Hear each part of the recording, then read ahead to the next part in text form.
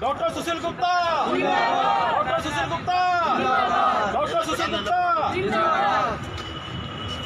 तस्वीरें पानीपत के rest house से देख पा रहे हैं, जहां पर आज आम आदमी पार्टी द्वारा करनाल में सीएम आवास का घेराव किया जाएगा और इसको लेकर जो है आम आदमी पार्टी के कार्यकर्ता हैं वो यहां से निकलेंगे। इसी को लेकर जो सांसद हैं सुशील गुप्ता जी उनसे बातचीत करेंगे क्यों सीएम आवास का आज घेराव किया जा रहा है। सर, आज सीएम आवास का घेराव किया जा रहा है आम आदमी पार्टी द्वारा, क्या कारण है सर? पिछले 6 साल से जब जब फसल का समय आता है खट्टर साहब कोई ना कोई अड़चन पैदा करते हैं। आड़तियों का व्यापार खत्म कर दिया है, किसानों की बुरा हाल कर दिया है। और ये 3 काले कानून जो केंद्र सरकार लेकर आई है, ये जले पे नमक छिड़कने का काम किया है। सीधा सीधा किसान की मौत के वारंट पे हस्ताक्षर किए हैं बीजेपी सरकार ने।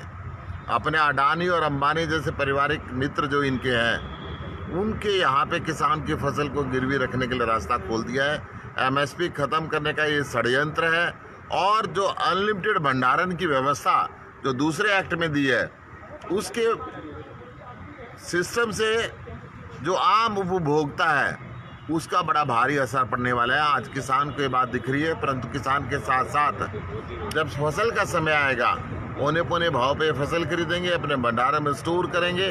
और जब अनलिमिटेड भंडारण रहेगा देश में, जिस समय खाद्यान्न कम होगा तब महंगे से महंगा खाद्यान्न या आम उपभोक्ता को बेचेंगे। इसी प्रकार जो इन्होंने फार्मिंग का, कॉन्ट्रैक्ट फार्मिंग का सिस्टम बनाया है, किसान का कोर्ट में जाने का रास्ता खोल दिया है और रास्ता बंद कर दिया है। उसको पहले एसडीएम के, डीसी के जाते हुए एक लंबी प्रक्रिया से कोर्ट में जाना पड़ेगा। हिंदुस्तान के अंदर 67% किसान 1 एकड़ से कम जमीन के हैं। वो इतनी लंबी कानूनी लड़ाई लड़ नहीं सकते। एमएसपी का रास्ता जो बंद कर दिया।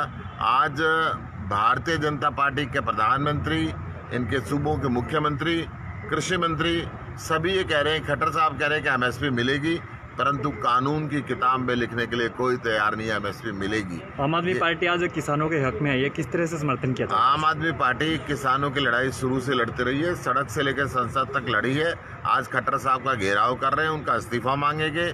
किसान विरोधी नीतियों के लिए बीजेपी के सारे मंत्रियों का इस्तीफा मांगेंगे। भाजपा सरकार लगातार कह रही है कि जो कानून है लगातार जो है किसानों के हक में है और जो है किसानों को इससे फायदा होगा। और इसी को लेकर कल जो है भाजपा सरकार द्वारा ट्रैक्टर रैली निकाली गई है झज्जर में, उसको लेकर क्या कहना है? जो ट्रैक्टर रैली निकली थी उसका हाल लोगों ने देखा था सोशल मीडिया पे। क्या कह के ट्रैक्टर वालों को लाए थे, उनको पैसे मिले नहीं। और जो ट्रैक्टर वाले आए थे सारे उनकी बुराई कर रहे थे। भाजपा की कथनी और करनी के अंदर बड़ा भारी अंतर है। पहले जो चुनाव लड़ा तो इन्होंने कहा था अच्छे दिन आएंगे, अच्छे दिन लोग भूल गए। फिर इन्होंने कहा था 15 लाख रुपए हर आदमी के खाते में आएंगे, किसी के 1 रुपये नहीं आया। इन्होंने नोटबंदी की, कहा बहुत काला धन देश के अंदर निकल के बाहर आएगा, 1 रुपया नहीं आया। प्रधानमंत्री जी ने बोला 2 करोड़ नौजवानों को रोजगार हर साल दिया करेंगे, 20 करोड़ बेरोजगार नौजवान बैठे हैं। इनकी कथनी और करनी में अंतर है। इनकी कहने पे विश्वास नहीं किया जा सकता। अगर ये आज सत्ता में है, केंद्र की सरकार इनके पास है, राज्य की सरकार इनके पास है, क्यों नहीं उस एक्ट के अंदर लिख देते कि एमएसपी से कम खरीदना कानूनी अपराध होगा, ताकि इस हिंदुस्तान का किसान भी खुशहाल हो सके। कल जो है सीएम ने उसमें अपना गोहाना में वो प्रेस कॉन्फ्रेंस की और उसमें कहा कि जो विपक्ष है वो घर घर की राजनीति करता है। इसको लेकर क्या कहना है? आप देखिए, आज ये पक्ष विपक्ष की बात नहीं है, आज किसान के साथ की बात है। और ये कहते हैं किसान को गुमराह कर दिया। इस देश का किसान बहुत समझदार है। इस देश के किसान प्रधानमंत्री बने, व्यापारी नहीं बने। लाल बहादुर शास्त्री की बात करूं, मैं देवगौड़ा जी की बात करूं, मैं चौधरी चरण सिंह जी की बात करूं, मैं देवीलाल जी की बात करूं, कितने इस देश के किसान को मूर्ख ना समझे। इसके देश के किसान की जमीन को जब आपने अडानी और अंबानी के यहाँ गिरवी रखने का रास्ता खोल दिया, तब किसान सड़क पे आया।